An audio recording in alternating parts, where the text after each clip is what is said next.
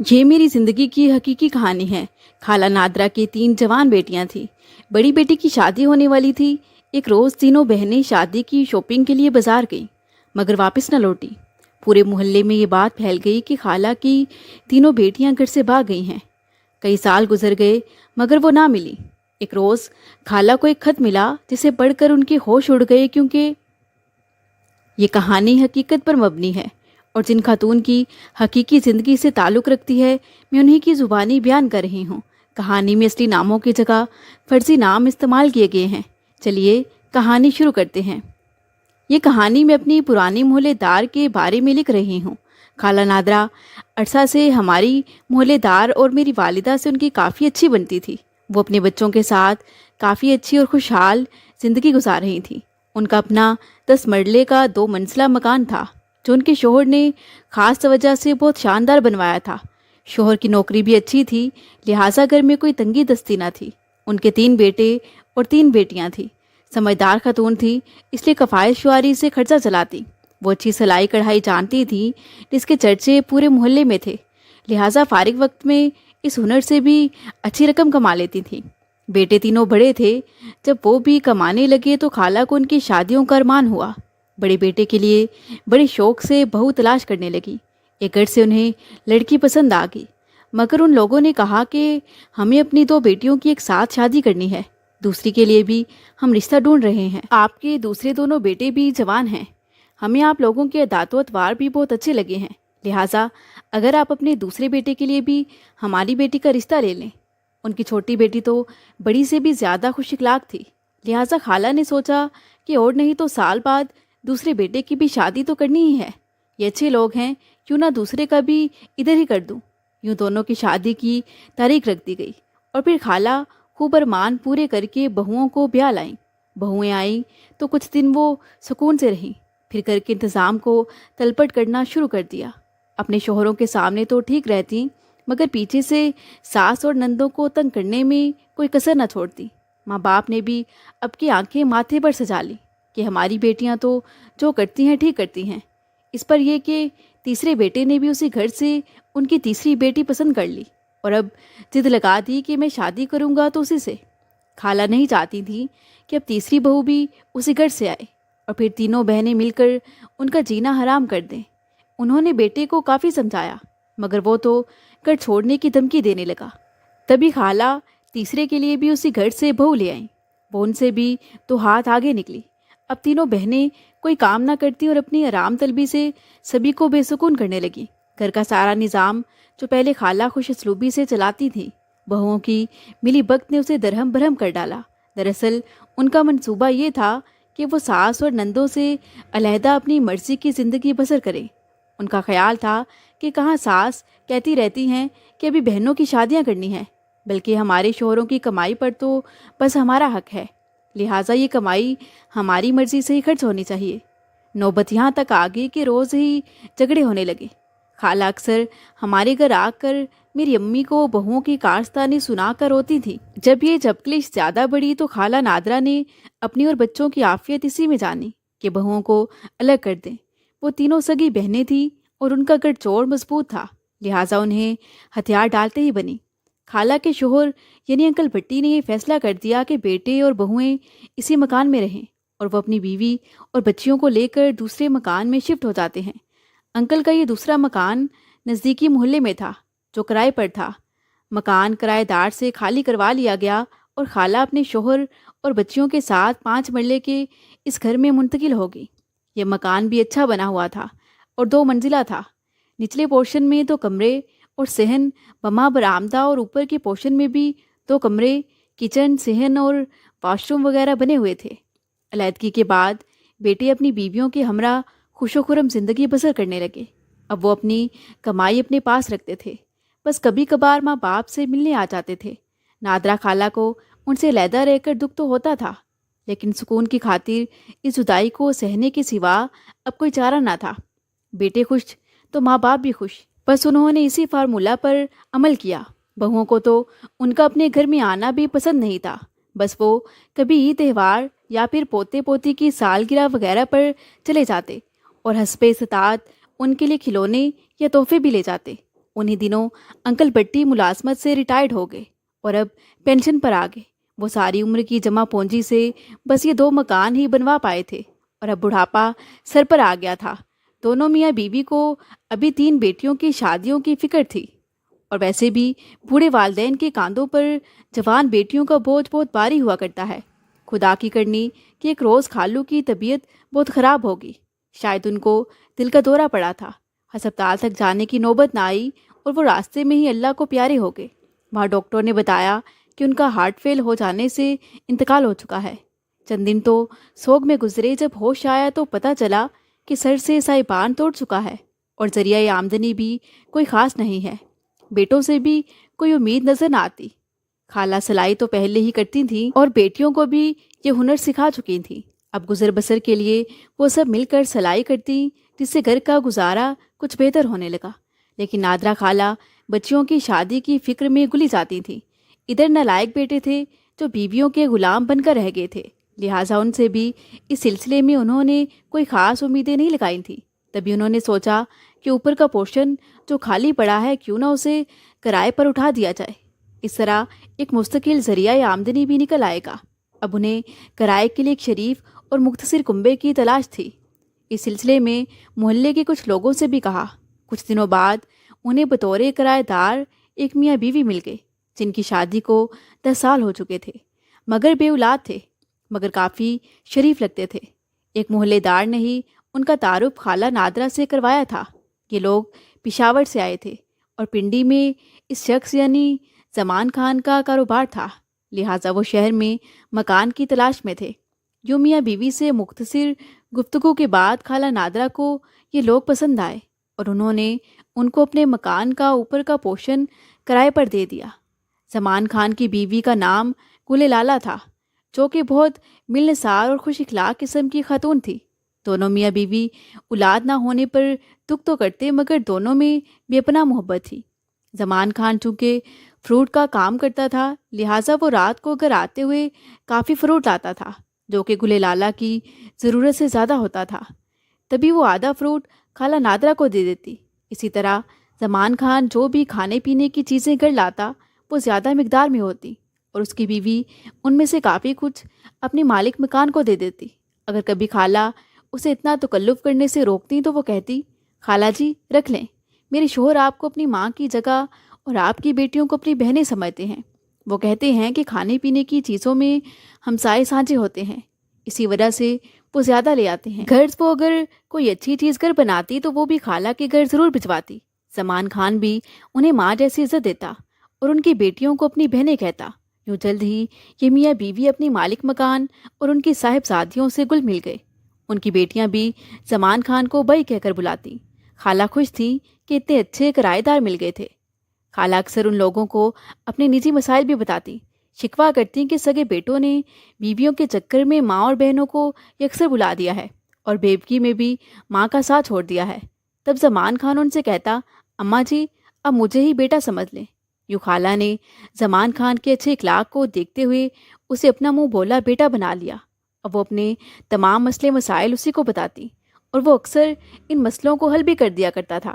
خالہ اپنے سبھی دکھ سکھ ان میاں بیوی کی گود میں ڈال کر خود گویا ہلکی پھلکی ہو جاتی تھیں۔ خالہ اب بیٹیوں کے رشتے کی تلاش میں تھیں، کیونکہ بیٹوں نے تو کہہ دیا تھا کہ ہم تو اپنے کاروبار میں بہت مصروف ہوتے ہیں، اماں تم خود ہی ڈھونڈ لو۔ ایک روز محلے کی ایک عورت کے ذریعے خالہ کی بڑی بیٹی سعدیہ کا رشتہ آ گیا۔ ان کو لڑکی پسند آ گئی۔ خالہ ہر بات میں زمان اور اس کی بیوی سے مشورہ کرتی تھیں۔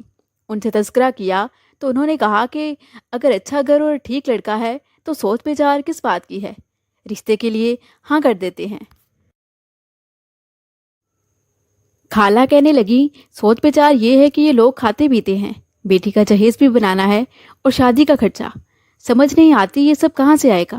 زمان خان کہنے لگا، اماں آپ نے مجھے بیٹا کہا تھا نا، تو پھر یہ بیٹا آپ کے کس دن کام آئے گا؟ بس جو کچھ پس انداز کیا ہے اسے مناسب جہیز خرید لیں اور باقی کی رقم میں ڈال دوں گا، کمی بیشی پوری ہو جائے گی۔ آپ اس سب کی فکر نہ کریں اور رشتہ طے کر لیں۔ میں جو رقم آپ کی بیٹی کی شادی پر دوں گا وہ کرایہ سے کاٹتا رہوں گا۔ اس بیان سے خالہ کو کافی ڈھارس ملی اور وہ جیسے جی اٹھی خدا کا شکر ادا کیا کہ ایسا اچھا کرایہ ملا تھا. کسی بیوہ کو ایسے مسائل میں کوئی سہارا دے تو وہ کیوں نہ مشکور ہو. اب جہیز کا سامان خریدنے کا مرحلہ تھا.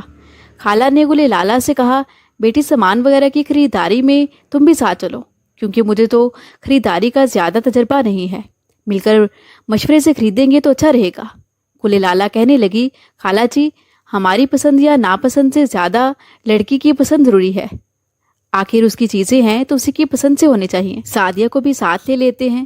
ماں نے اس بات سے اتفاق کیا. سعدیہ ایک روز تو برتنوں وغیرہ کی خریداری کے لیے ماں اور گل لالا کے ساتھ بازار کی. اگلی بار جب کپڑوں کی خریداری کے لیے جانا تھا تو ماں کہنے لگی، میں تو بازار میں اتنا چل پھر نہیں سکتی. گل لالا بیٹی، آج تم اور سعدیہ ہی چلے جاؤ. جب وہ جانے کو تیار ہو رہی تھیں تو دوسری دونوں بہنوں نے بھی فرمائش کی کہ ہم بھی ساتھ چلیں گی. باجی ہمیشہ کپڑوں کے معاملے میں ہمارے مشورے اور پسند کو اہمیت دیتی ہیں.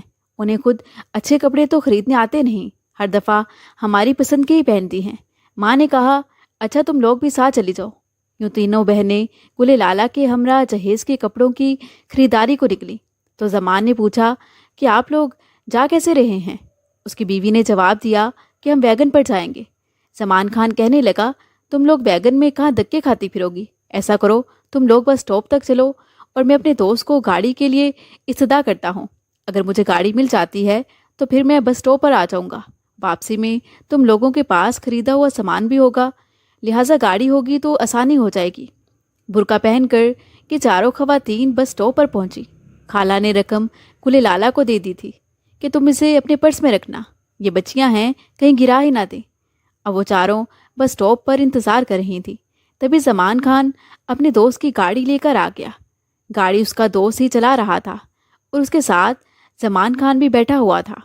اس نے خوش ہوتے ہوئے ایک بار پھر سے بیوی سے کہا، شکر ہے گاڑی مل گئی. بس پر خوار ہونے کی بجائے گاڑی میں بیٹھ جاؤ. کیونکہ گل لالا بھی ہمراہ تھی، لہٰذا تینوں لڑکیاں بھی بلا تعامل اس کے ساتھ بیٹھ گئیں. زمان خان برابر کی نشست پر آگے بیٹھا تھا اور اس کا ساتھی کار ڈرائیو کر رہا تھا اور وہ چاروں پیچھے ایڈجسٹ ہو کر بیٹھ گئی. اب گاڑی فراٹے بڑھتی جا رہی تھی اور لڑکیاں آپس میں باتیں کرنے میں مصروف تھیں. وہ بیچاری بھی زیادہ گھر سے باہر نہیں نکلی ہوئی تھی. انہوں نے نظر بھر کر بھی سڑک کی طرف نہ دیکھا کہ وہ کدھر جا رہی ہیں، اور دوسرا کوئی غلط خیال تو ان کے وہم و گمان میں بھی نہ تھا. جب کافی فاصلہ طے ہو گیا تو سعدیہ کو احساس ہوا کہ وہ تو کسی انجان راستے پر رواں دواں ہیں. اس نے چونک کر سوال کیا کہ ہم کدھر جا رہے ہیں؟ اس پر زمان خان نے کہا کہ ہم پشاور جا رہے ہیں. تم لوگوں نے کافی زیادہ کپڑے خریدنے ہیں. وہاں کچھ دکانیں میرے واقف کاروں کی ہیں جہاں سے کپڑے سستے اور اعلیٰ درجے کے ملیں گے. ہم لوگ کم پیسوں میں عمدہ خریداری کر سکیں گے. میرے یہ دوست جو ساتھ ہیں، ان کی وہاں کپڑا مارکیٹ میں 4 دکانیں ہیں. لڑکیاں تو بچیاں تھیں، وہ خوش ہوگی کہ زمان بھائی ان کے خیر خواہ ہیں، لہٰذا ان کا اچھا ہی سوچ رہے ہیں. جب ان کی بیوی ساتھ ہے تو خطرہ کس بات کا ہے؟ دونوں میاں بیوی کے ان کے ساتھ تعلقات ہی اتنے اچھے اور ہمدردانہ تھے کہ کسی قسم کا شک و شبہ تو لڑکیوں کے ذہنوں میں دھمکا بھی نہ تھا. جب وہ پشاور پہنچے تو گاڑی ایک بڑے سے گھر کے سامنے رکی. گاڑی کے ہارن پر چوکیدار نے گیٹ کھول دیا اور پھر زمان خان ان کو اندر لے گیا. زمان خان نے ان سے کہا تھا کہ لمبا سفر کر کے سب تھک گئے ہوں گے، اس لیے یہ میرے دوست کا گھر ہے. چلو تھوڑی دیر یہاں پہلے آرام کر لیتے ہیں، کھانا وغیرہ کھا لیتے ہیں، کیونکہ گرمی بھی کافی زیادہ ہو رہی ہے. اس کے بعد پھر خریداری کو چلتے ہیں.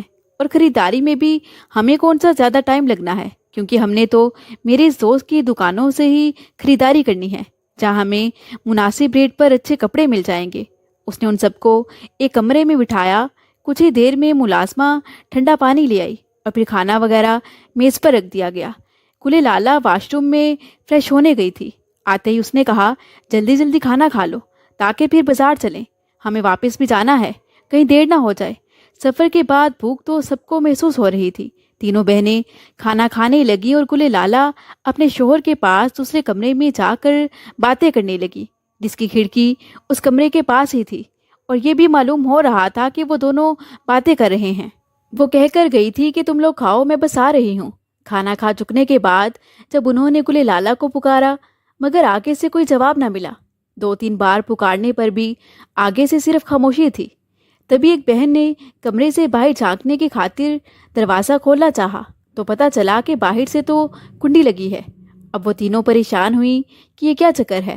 انہوں نے دروازہ پیٹا مگر کوئی جواب نہ ملا۔ وہ کھڑکی کی طرف آئیں، اسے کھول کر جھانکا۔ وہاں گلے لالا یا اس کا شوہر تو نہ تھے مگر باہر ایک ملازمہ موجود تھی۔ اس ہٹی کٹی ملازمہ نے کہا، ارے شور نہ مچاؤ، کیوں گھر سر پر اٹھا رکھا ہے؟ جن لوگوں کو تم آوازیں دے رہی ہو وہ لوگ تو چلے گئے ہیں اور اب تم لوگ ہیبت خان کی قید میں ہو۔ وہ کل یہاں آئے گا تو ہی تمہیں کھولے گا۔ اب خاموشی سے ادھر بیٹھ جاؤ یا سو رہو۔ یہ سنتے ہی لڑکیوں کی جان نکل گئی۔ انہیں یقین نہ آتا تھا کہ زمان بھائی اور گلے لالا ان کے ساتھ ایسا کیسے کر سکتے ہیں۔ ان کو تو یقین ہی نہ آ رہا تھا۔ وہ یہ سوچ کر دل کو سمجھانے لگیں کہ شاید وہ تھوڑی دیر کو کہیں گئے ہیں، کیونکہ ان کا گھر بھی پشاور میں ہی ہے۔ ان کے یہاں رشتہ دار وغیرہ بھی ہوں گے، ہو سکتا انہی سے ملنے گئے ہوں۔ بس اسی انتظار میں شام سے رات ہو گئی مگر ان لوگوں کو نہ آنا تھا سو نہ آئے۔ در حقیقت ان کا تعلق بردہ فروش لوگوں سے تھا اور ایک نہیں 3 جوان سال خوبصورت لڑکیاں ان کے ہاتھ لگ چکی تھیں، لہٰذا انہوں نے بیچ کر دام کھڑے کر لیے اور خود غائب ہو گئے۔ انہوں نے اس ملازمہ سے منت سماجت کی کہ وہ انہیں یہاں سے نکال دے مگر وہ ایسی سخت مزاج تھی کہ ان پر ترس کھانے کے بجائے انہیں خوب باتیں سنا دی اور کہنے لگی، اب ہیبت خان ہی تم لوگوں کو آ کر کھولے گا، میں کچھ نہیں کر سکتی، لہٰذا اب تم لوگوں کے رونے دھونے یا شور مچانے کا کوئی فائدہ نہیں۔ رات بھر لڑکیاں بیچاری روتی رہیں لیکن وہ کچھ بھی نہیں کر سکتی تھیں سوائے انتظار کے۔ تمام رات جاگتی رہیں اور اللہ سے دعائیں کرتی رہیں۔ ماں کی فکر بھی کہ نہ جانے اس بیچاری پر کیا بیت رہی ہوگی۔ صبح ہوئی تو ہیبت خان آ گیا۔ وہ بے حد کرخت اور ظالم قسم کا شخص تھا۔ اس نے لڑکیوں کو دہشت زدہ کرنے کے بعد اپنے کچھ ساتھیوں کے حوالے کر دیا جن کے پاس کافی ہتھیار تھے۔ اس کے ساتھیوں نے وطن کی سرحد سے پار لے گئے۔ ان لوگوں کو کوئی روکنے ٹوکنے والا نہ تھا۔ لڑکیوں کا دہشت سے برا حال تھا۔ اب ان تینوں کو یقین ہو گیا کہ اب وہ کبھی اپنے گھر نہ لوٹ سکیں گی اور اپنی ماں سے بھی نہ مل سکیں گی، کیونکہ انہوں نے ایسے کئی قصے سن رکھے تھے۔ بردہ فروش لڑکیوں اور بچوں کو آگے بیچنے کے لیے دوسرے ملک سمگل کرتے تھے اور پھر کرخاروں کے واقعات تو عام تھے۔ آئے دن ایسے واقعات اخبارات میں چھپتے رہتے تھے۔ رات گہری ہوئی تو وہ اجنبی مردوں کے ساتھ کہاں سے کہاں پہنچ چکی تھیں۔ نہ جانے وہ لوگ انہیں کہاں لے جا رہے تھے، جو کہ اسلحہ سے لیس تھے اور تعداد میں بھی کافی تھے، جبکہ لڑکیاں بیچاری تو بے بس تھیں اور خوف سے ایک لفظ نہ نکال پا رہی تھیں اور کلی طور پر ان کے رحم و کرم پر تھیں۔ ادھر جب رات ہو گئی مگر بیٹیاں گھر نہ لوٹیں تو خالہ نادرا کو تشویش ہوئی۔ اس دور میں موبائل فون اتنے عام نہ تھے، لہٰذا وہ زمان خان کو فون بھی نہیں کر سکتی تھیں۔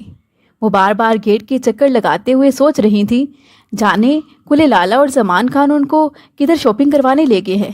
رات ہو گئی مگر بیٹیاں نہ لوٹیں اور نہ کرایہ دار۔ اب وہ سوچنے لگی ہیں، کاش میں انہیں اکیلے نہ بھیجتی، خود ساتھ چلی جاتی۔ خالہ بیچاری اب پچھتانے اور ہاتھ ملنے لگی کہ 3 بیٹیاں غائب تھیں اور نہ ہی کرایہ دار میاں بیوی کا ہی کوئی اتا پتہ تھا۔ ان کے دل میں بار بار یہ گمان آ رہا تھا کہ کہیں ان کے ساتھ کوئی حادثہ ہی پیش نہ آ گیا ہو۔ رات کے 12 بج گئے مگر کوئی واپس نہ لوٹا۔ خالہ کو اپنے بیٹوں کو بھی اطلاع دینے کی ہمت نہ ہو پا رہی تھی کہ وہ ان پر برس پڑتے کہ ماں تم نے انجان لوگوں کے ساتھ بیٹیوں کو اکیلے کیسے بھیج دیا۔ ایک طرف تو انہیں بیٹیوں کی فکر ہو رہی تھی اور دوسری طرف یہ خوف آ رہا تھا کہ بیٹوں کو کیا جواب دوں گی۔ صبح تک خالہ کی حالت غیر ہوگی۔ خدارا کیا ہوا ہے؟ کیا انہیں کوئی سنگین حادثہ پیش آ گیا ہے؟ ان کے پیروں تلے زمین کھسکتی ہوئی محسوس ہونے لگی۔ وہ دوڑی ہوئی کبھی پڑوسی کے گھر اور کبھی دوسرے پڑوسی کے گھر گئیں مگر کوئی کیا اس سلسلے میں مدد کر سکتا تھا۔ ہر کسی نے کہا کہ شام تک انتظار کرو، اگر شام تک نہیں آتی ہیں تو تھانے جا کر رپورٹ لکھوا دیتے ہیں۔ قیامت کی رات اور دن بیچاری بیوہ پر بہت بھاری تھے۔ وہ پل پل مرتی جیتی تھیں اور جوان بیٹیوں کے لوٹ آنے کی دعائیں کرتی تھیں۔ جب اس روز بھی وہ نہ لوٹیں تو مجبوراً خالہ اپنے بیٹوں کے پاس گئی اور ان کو تمام احوال سے آگاہ کیا۔ بہوئیں تو ساس سے طرح طرح کے سوالات کر رہی تھیں۔ تو بیٹے خالہ کے ساتھ آئے اور ان کے ہمراہ تھانے رپورٹ درج کروانے گئے۔ بڑی مشکل سے پولیس نے رپورٹ درج کی۔ ایسے معاملات میں پولیس بھی اکثر ناکام رہتی ہے اور کچھ دن تو بس چکر دیتی رہتی ہے۔ کچھ دنوں کی بھاگ دوڑ کے بعد پولیس بھی کچھ نہ کر سکی اور لڑکیوں کا سراغ لگانے میں ناکام رہی۔ ماں کے دکھ کا کسی کو کیا اندازہ ہو سکتا ہے۔ کہ جس کی 3 جوان سال غیر شادی شدہ بیٹیاں غائب ہو چکی ہوں، جس بیوہ نے دن رات محنت کر کے عزت کی زندگی بسر کی ہو، آخری عمر میں شقی القلب کرایہ دار نے اعتماد کی فضا بنا کر ان کی عزتوں کو نیلام چڑھا دیا تھا۔ خالہ کو تو بھی یہ بھی سمجھ نہ آ رہی تھی کہ ان کی بچیوں کے ساتھ کوئی حادثہ پیش آ گیا ہے یا وہ کہیں پھنس چکی ہیں۔ ہمیں بھی انہیں دنوں معلوم ہوا کہ نادرہ خالہ کی بیٹیاں غائب ہو گئی ہیں، اور بہت دکھ بھی ہوا۔ میں ہر نماز میں ان کے لیے دعا کرتی۔ خالہ بیچاری اب دن رات دیواروں سے ٹکرے مارتی، مگر ٹکرے مارنے سے تو صرف اپنا سر ہی زخمی ہوتا ہے۔ خالہ نے گلی گلی کی کھاک چھان لی، مگر ان کی بیٹیوں کا کہیں سراغ نہ ملا۔ تمام محلے والے تسلی دیتے تھک گئے، مگر ان کی تسلی نہ ہوئی۔ وقت گزرتا رہا، خالہ کا ایک بیٹا اور بہو ان کے پاس آ کر رہنے لگے۔ وہ بھی آخرکار ان کی غم گساری کر کر کے تھک ہار گئے اور اپنے اپنے کام دھندوں میں لگ گئے۔ آخر انہیں روزی بھی تو کمانی تھی، کب تک کھوئی ہوئی بہنوں کو تلاش کرتے، جبکہ ان کاموں کے لیے بہت پیسہ چاہیے اور ان کے پاس اتنا سرمایہ کہاں تھا۔ ایک روز اچانک ڈاکیے نے ان کے گھر ایک خط لا کر دیا، جسے خالہ ہی نے موصول کیا۔ شاید کہ ان کی آہو بکا اور دن رات کی دعائیں رنگ لے آئی تھیں۔ یہ خط ان کی درمیان والی بیٹی زینب کا تھا۔ اس میں اتمام وال ماں کو لکھے تھے کہ کیسے زمان خان اور اس کی بیوی انہیں پشاور لے گئے اور پھر کمرے میں بند کر کے چلے گئے، پھر کیسے بردہ فروش لوگوں نے انہیں سرحد پار لے جا کر فروخت کیا۔ اس نے مزید لکھا کہ مجھے سعدیہ باجی اور ماریہ کے بارے میں کوئی علم نہیں ہے کہ وہ کہاں ہیں اور کس حال میں ہیں، لیکن مجھے مشرق وسطیٰ کے ایک امیر آدمی نے خرید لیا تھا اور وہ مجھے اپنے ساتھ لے آیا تھا۔ میں اسے شاید پسند آ گئی کہ اس نے مجھے تیسری بیوی بنا لیا۔ اس کے بعد مجھے نہیں معلوم کہ میری بہنوں کے ساتھ کیا ہوا۔ اس نے لکھا کہ شاید میری قسمت میں خوار ہونے کے باوجود خواری نہیں لکھی گئی۔ اب میں ترکی میں ہوں اور اس شخص کے ساتھ شاندار گھر میں عیش و عزت کی زندگی بسر کر رہی ہوں۔ مجھے آپ کی بہت یاد آتی ہے۔ یوں تو میرا شوہر بہت اچھا ہے، لیکن اس سے پہلے وہ مجھے آپ لوگوں سے رابطے کی اجازت نہیں دیتا تھا، مگر آج میں اسی کی اجازت سے آپ کو یہ خط لکھ رہی ہوں اور اسی نے یہ خط آپ کو ارسال کیا ہے۔ لیکن میں آپ سے فی الحال ملنے سے قاصر ہوں۔ دوسری دونوں بہنوں کے بارے میں میرے خاوند نے معلوم کرنے کی کوشش کی تھی، بس اسی قدر معلوم ہو سکا کہ وہ دوسرے ملکوں کے کہبہ خانوں میں پہنچائی گئی تھیں۔ آگے ان کی قسمت کیا ہوئی خدا کو معلوم، مگر ظالم کل لالا اور زمان خان نے چند روپوں کی خاطر ہمارے ساتھ بہت برا کیا۔ خدا اسے جہنم رسید کرے گا۔ خط میں زینب نے اپنا نام و پتہ بھی لکھا تھا، مگر شاید ویزے کی دشواریوں یا کچھ دوسرے مسائل کے سبب وہ فی الحال ماں کو نہیں بلوا سکتی تھی، اور خود اسے وطن آنے کی اس کے شوہر کی طرف سے اجازت نہ تھی۔ بیٹی کا خط پڑھ کر خالہ کی آنسو بھری آنکھیں بھی چمک اٹھیں۔ وہ اپنے بیٹوں کے پاس گئیں اور ماریہ کا خط دکھا کر کہنے لگیں کہ تمہاری ایک بہن کا سراغ مل گیا ہے۔ خدا کے لیے اب تم کسی طرح اسے وطن لانے کی سبیل کرو یا پھر میری اس کے ساتھ ملاقات کا بندوبست کراؤ۔ خالہ کی خوشی کا کوئی ٹھکانہ نہیں تھا۔ بیٹوں نے بھی خط پڑھا تو ان پر جب یہ حقیقت آشکار ہوئی کہ ان کی ماں نے کتنی بڑی غلطی کی تھی، بیٹیوں کو غیر لوگوں کے ساتھ بھیج کر افسوس بھی ہوا، مگر اس وقت تو ماں کو تسلی دی۔ مگر کچھ دنوں بعد ہی معذوری ظاہر کر دی کہ ایسا ممکن نہیں ہے، ہماری نہ کوئی پہنچ ہے اور نہ ہی اثر و رسوخ ہے۔ دولت کام کرتی ہے اور ہم دولت مند بھی نہیں ہیں۔ غلطی تو آپ کی ہے کہ آپ نے کیوں کسی غیر پر اعتبار کیا اور جوان بیٹیاں ان لوگوں کے ہمراہ کر دیں۔ بیوہ خالہ کا دکھ اور بڑھ گیا۔ پہلے 3 جوان بیٹیوں کا بوجھ کندھوں پر تھا، اب ان کے کھوئے جانے کا غم پہاڑ جیسا تھا، جس کا بوجھ ان کا کمزور دل سہ نہ پاتا تھا۔